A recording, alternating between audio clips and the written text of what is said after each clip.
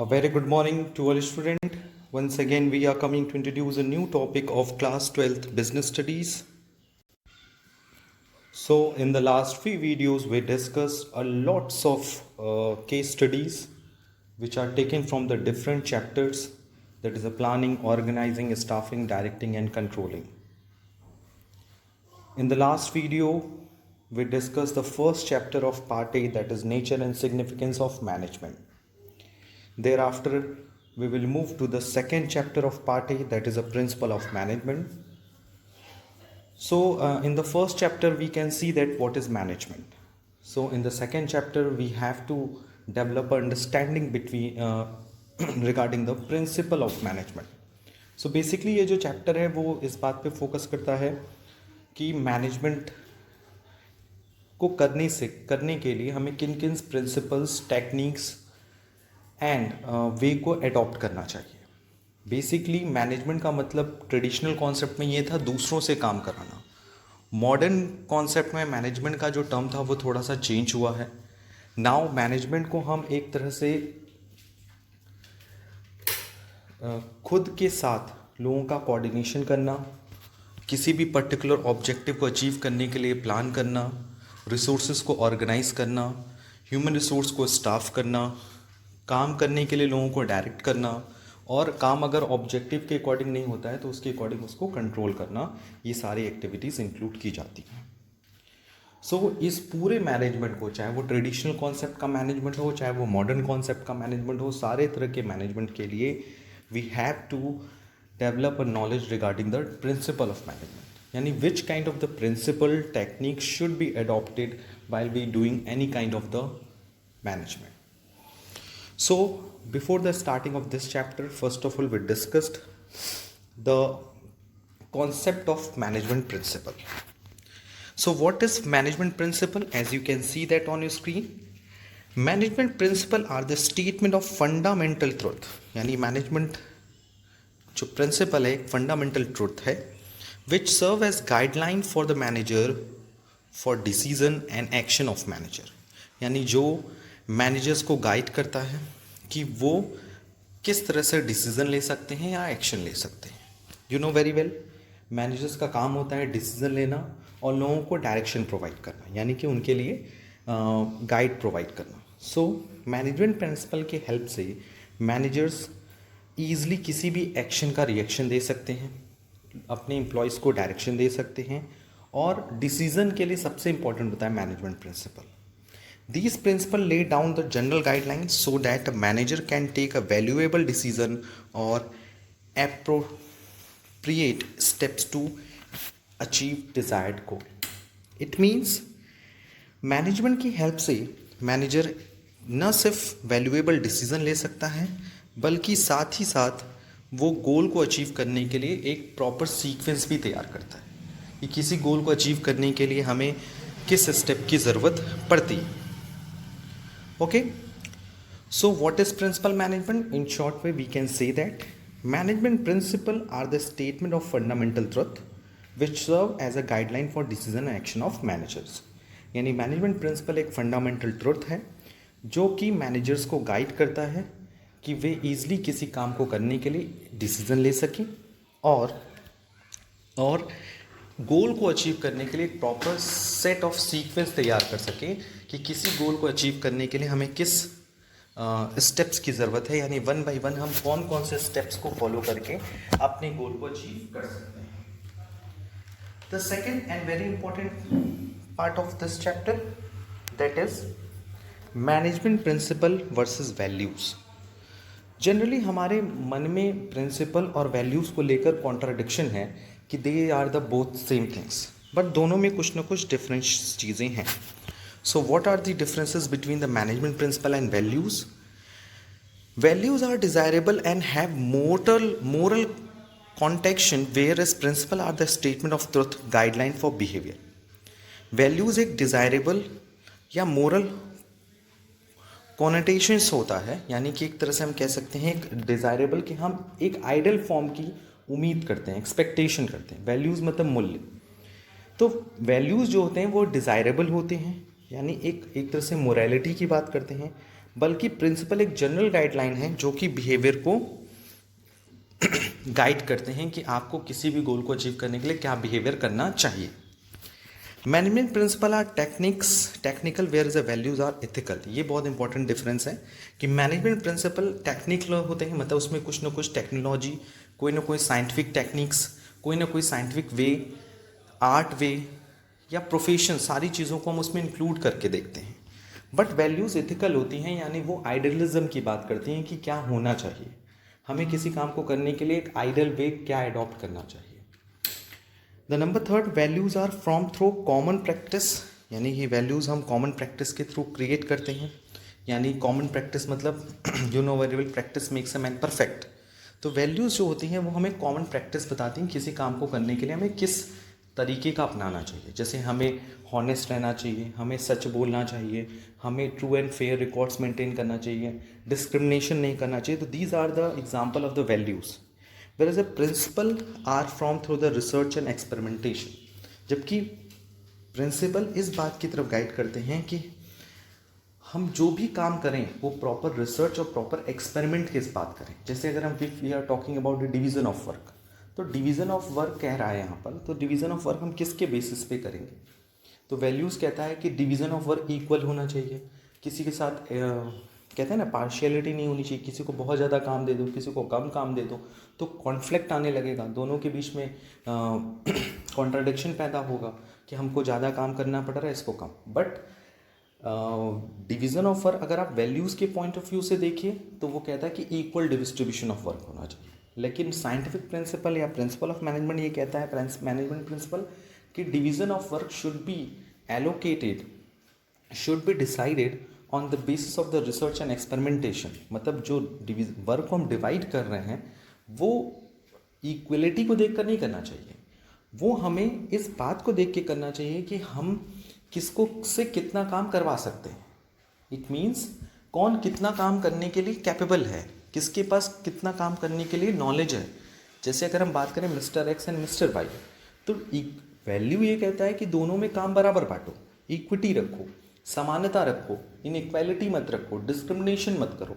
बल्कि management principal ये कहता है कि दोनों के बीच में काम का डिस्ट्रीब्यूशन इस बेसिस पे करो कि कौन कितना काम कर सकता है, कौन कौन सा काम कर सकता है। Basically you know very well, जैसे X is a more efficient employ where is a Y is not efficient employ, तो हम ज़्यादा डिपेंडेबल किसके ऊपर रहेंगे, एक्स के ऊपर रहेंगे, और वाई पे डिपेंडेबिलिटी कम होगी। तो मैनेजमेंट प्रिंसिपल और वैल्यूज़ में सबसे बेसिक डिफरेंस यही होता है कि प्रिंसिपल एक गाइडलाइन होती है बिहेवियर को गाइड करने के लिए, और वैल्यूज़ जो होती हैं वो एक डिज़ायरेबल सिचुएशंस होती हैं, जिसे हम बोलते हैं आइडियलिज्म होती है।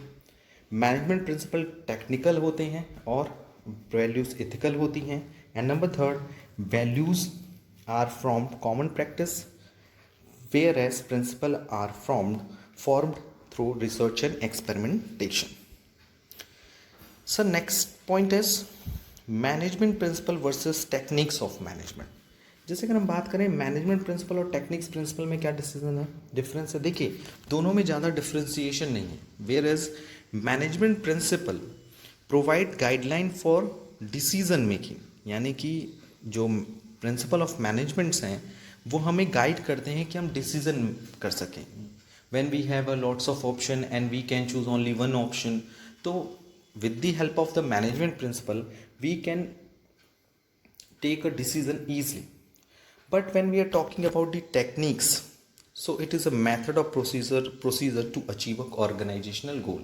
तो दोनों में कॉमन डिफरेंस क्या है, दोनों का काम है गोल को अचीव करना, बट प्रिंसिपल का काम है हमें गाइडलाइन देना कि हम कैसे कई सारे ऑप्शन में से किसी एक ऑप्शन को चूज कर सकें, और टेक्निक ऑफ मैनेजमेंट का काम है कि हमें एक स्टेप्स प्रोवाइड करें, हमें मेथड्स प्रोवाइड करें या प्रोसीजर प्रोवाइड करें जिससे हेल्प से हम अपने गोल को अचीव कर सकें। यानी टेक्निक्स हमें मेथड्स प्रोवाइड करते हैं, प्रोसीजर्स प्रोवाइड करते हैं स्टेप बाय स्टेप्स, जबकि प्रिंसिपल उन सारे मेथड्स, उन सारे स्टेप्स में से कौन सा बेटर स्टेप्स होगा, किस स्टेप्स को हमें कब फॉलो करना है, ये सारी चीज़ें हमें मैनेजमेंट प्रिंसिपल की हेल्प से पता चलती हैं। The next topic is management principle versus principle of pure science. Management principle are not as rigid as a principle of pure science, ये बात याद रखिएगा।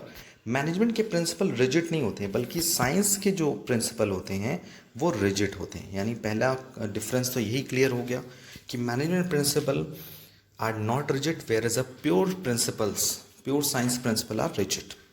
दे deal with human behaviour and applied as per the prevailing situation, क्योंकि management के जो principle हैं वो person to person different guide किए जाते हैं। जैसे mister X is a efficient employee, mister Y is a inefficient employee, तो दोनों को गाइड करने के लिए हम different different techniques, different different guideline provide करेंगे। जबकि प्योर साइंस प्रिंसिपल दोनों के लिए सेम गाइडलाइन प्रोवाइड करता है, दोनों के लिए सेम वे प्रोवाइड करता है। Management principle are not valid universally, ये भी आपको याद होगा कि if you are talking about the management as a science, तो management is not a science, it is not a pure science, it is an inexact science. Management is a social science. Y?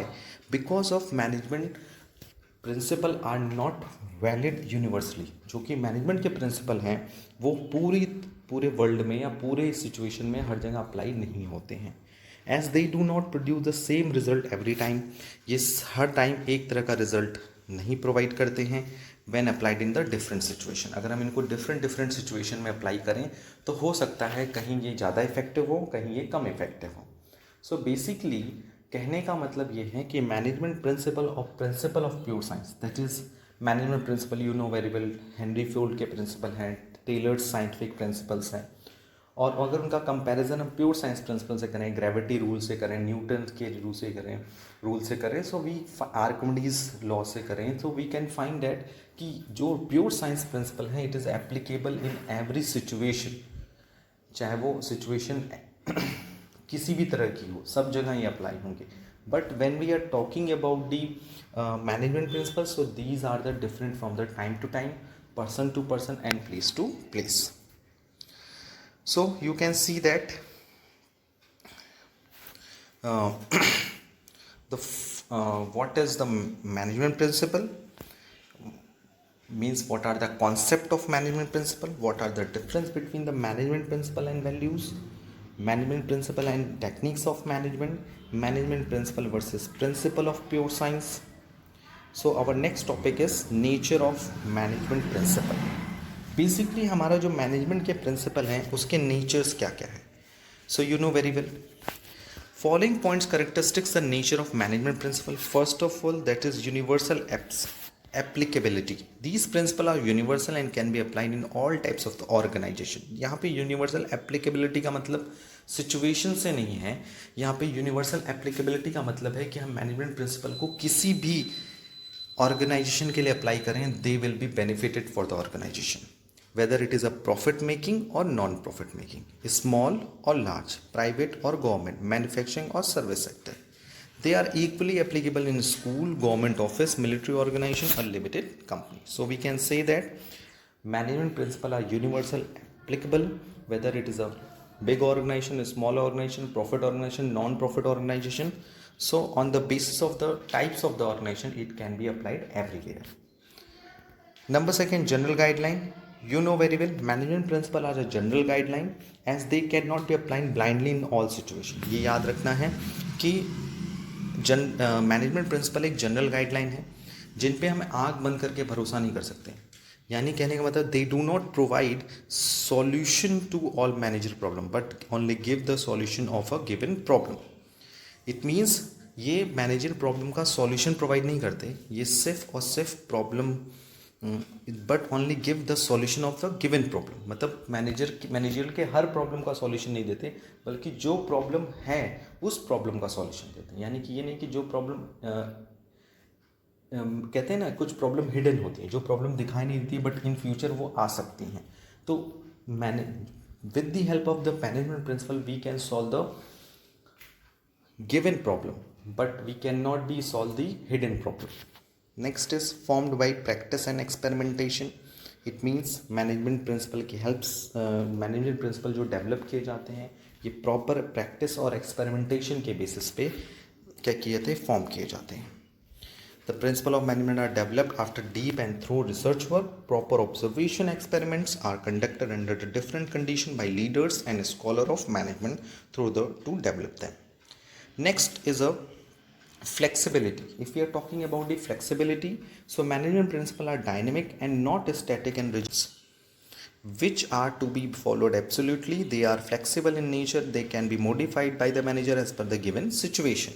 It means management principle rigid नहीं होते, because you know very well these principles are related to the human behavior, और you know very well human behavior is different from time to time, person to person and place to place. यानी human behavior को अगर हम measure करें, अगर हम उनको analysis करें, तो वी कैन फाइंड दैट कि उनका बिहेवियर टाइम टू टाइम अलग होता है, पर्सन टू पर्सन अलग होता है, प्लेस टू प्लेस अलग होता है.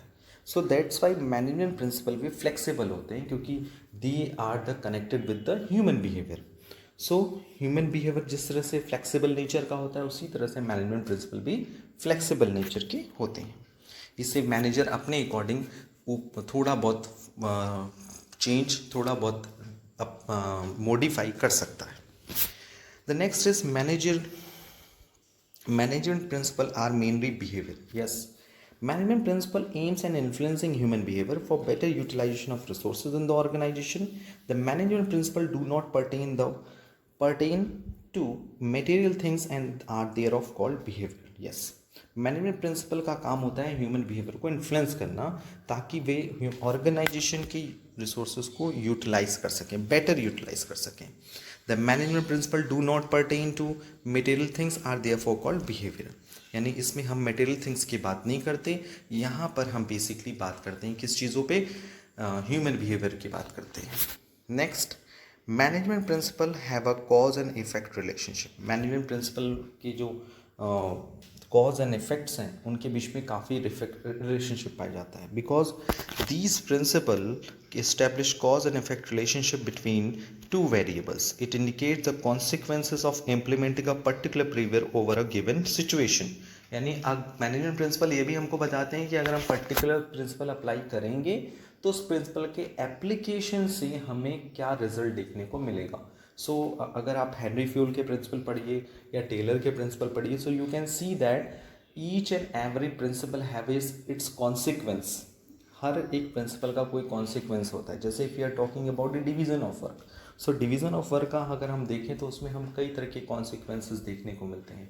लाइक इफ़िशियंसी इंक्रीज़ होती है, टाइम कम लगता है, ऑप्टिमम यूटिलाइजेशन ऑफ रिसोर्सेज होता है. अगर हम इनको नहीं अडॉप्ट करेंगे तो भी इसका एडवर्स इफेक्ट आपको देखने को मिलेगा, because all the types of the management principle, whether it is developed by Henry Fayol और F W. Taylor, these are have a cause and effect relationship. अगर हम इन सारे प्रिंसिपल को अडॉप्ट करते हैं तो इसका अपना एक इफेक्ट पड़ता है, ठीक है, और अडॉप्ट नहीं करते हैं तो उसके कुछ ना कुछ कॉन्सिक्वेंसेस देखने को मिलते हैं.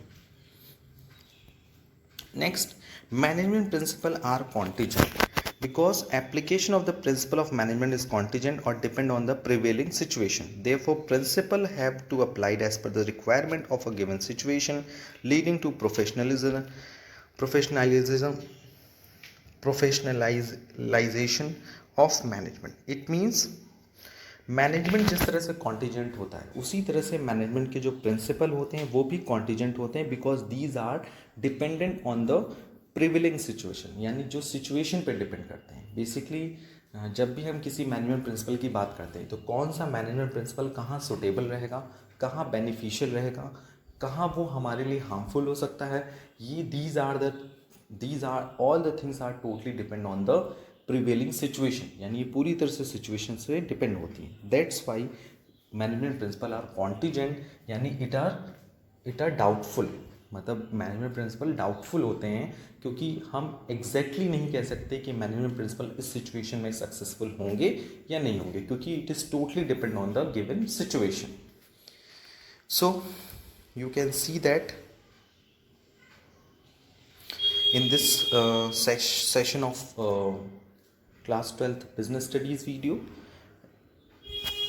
the number one, what is management principle, what are the difference between the management principle and the different terms, that is the values, techniques of management and principle of pure science.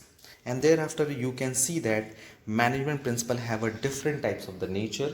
It means the most of the important characteristics of management principle are universal applicability, whether it is a profit organization, non-profit organization, big organization or small organization. It is a general guideline. They are formed by the practice and experimentation. Management principles are not rigid, it are the flexible, it are mainly behavioral concept, it is not related to the immaterial things. Management principles have their own cause and effect relationship. These are the contingent. Okay, so these are the few of the important features of the management principle. Let's we move to the next topic of part A.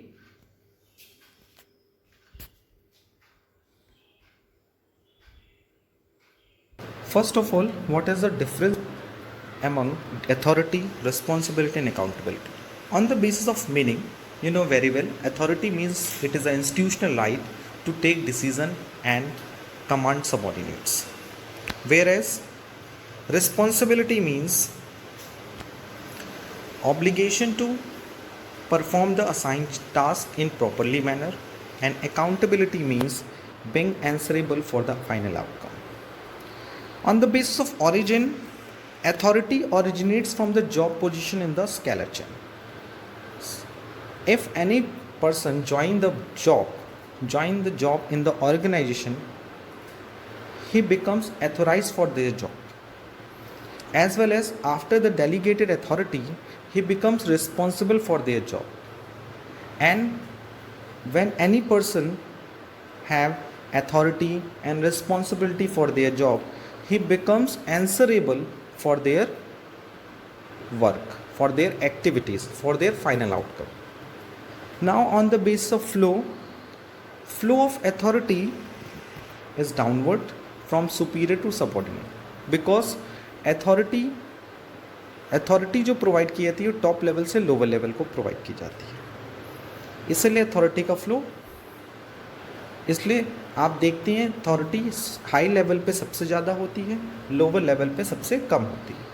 Where responsibility and accountabilities flow is upward because lower level and middle level have more responsibility and accountability as comparison to the top level of management. And on the basis of delegation, authority can be delegated but responsibility cannot be delegated. And for the accountability, it cannot be delegated at all. Okay, now we'll move to the second topic of today's video, that is decentralization. Decentralization, in generally sense we can say decentralization means it is an extension part of delegation. What is the meaning of delegation? Delegation means downward transfer of authority. If any person have some kind of authority and some kind of responsibility to perform their job, he was overburdened, and for removing the stress, he used the delegation process. It is called delegation of authority. But decentralization is the extension part of the delegation. Suppose let's we take one example. Mr. X are working in a company. He is a managing director in our company. Suppose he has a lots of work. Suppose he handle 2 to 3 units, region units of the business, and he felt himself overburdened. So he called his subordinates to join their responsibility, and he provides some region to his subordinates. For properly perform their responsibility, Mr. X also provides some authority to their subordinates. It is called delegation of authority. But in other sense, what is decentralization?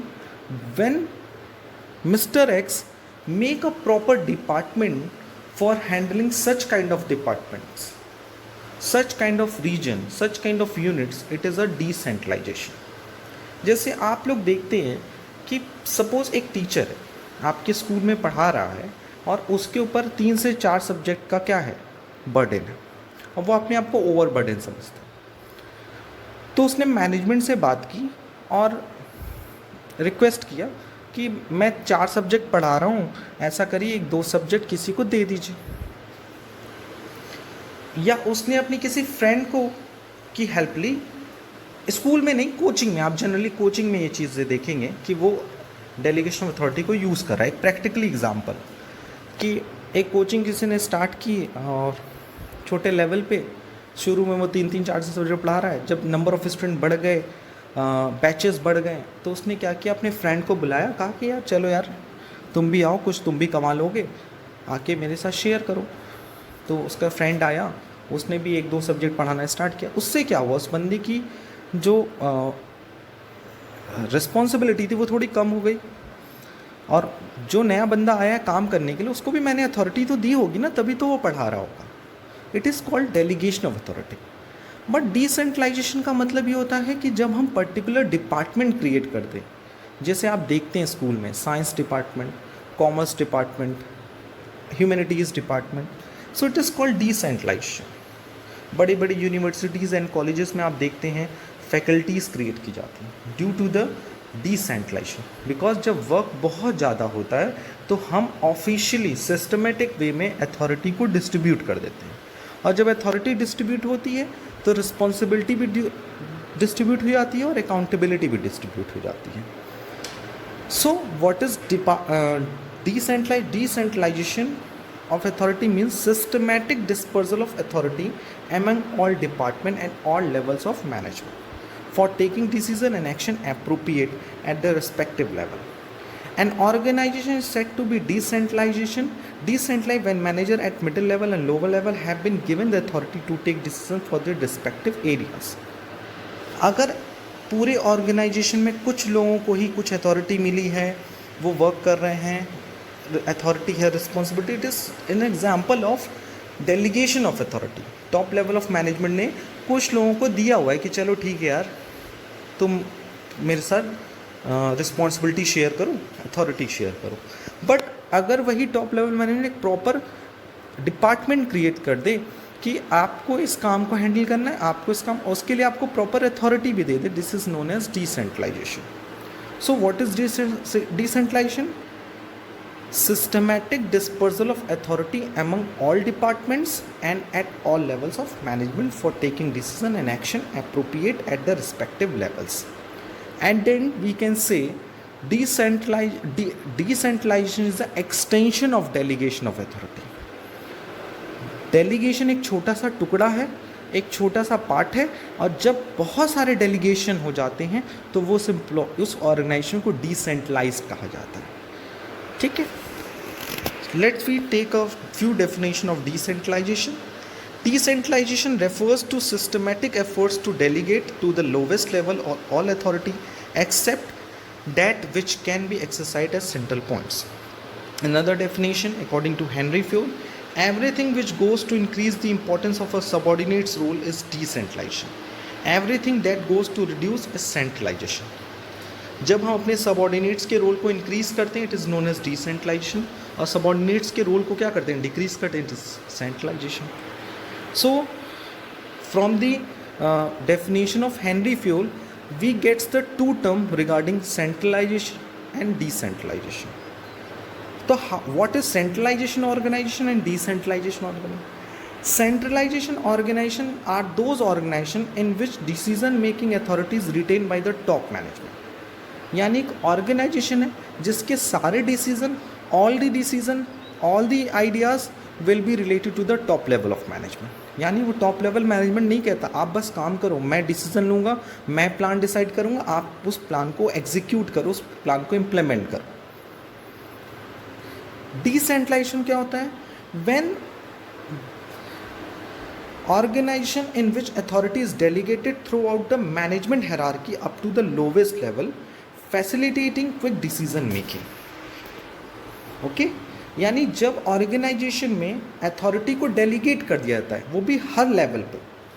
Delegation में क्या होता था, कुछ level पे हम लोग करते, कुछ लोगों को ही अथॉरिटी देते थे। एक सेंट्रलाइजेशन और सेंट्रलाइज ऑर्गेनाइजेशन, ठीक है, उसका ओनर एक ही है, उसने अपने काम को करने के लिए 3-4 लोगों को अथॉरिटी दे रखी है, सब पे सबको नहीं दे रखी है, तो जैसे सेंट्रलाइज्ड ऑर्गेनाइजेशन, लेकिन उसने अथॉरिटी को डेलीगेट तो किया है ना।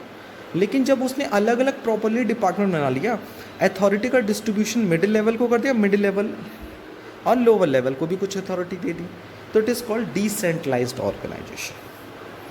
और with the help of decentralised organisation there is a quick decision making, while complete centralization implies concentration of authority in few hands.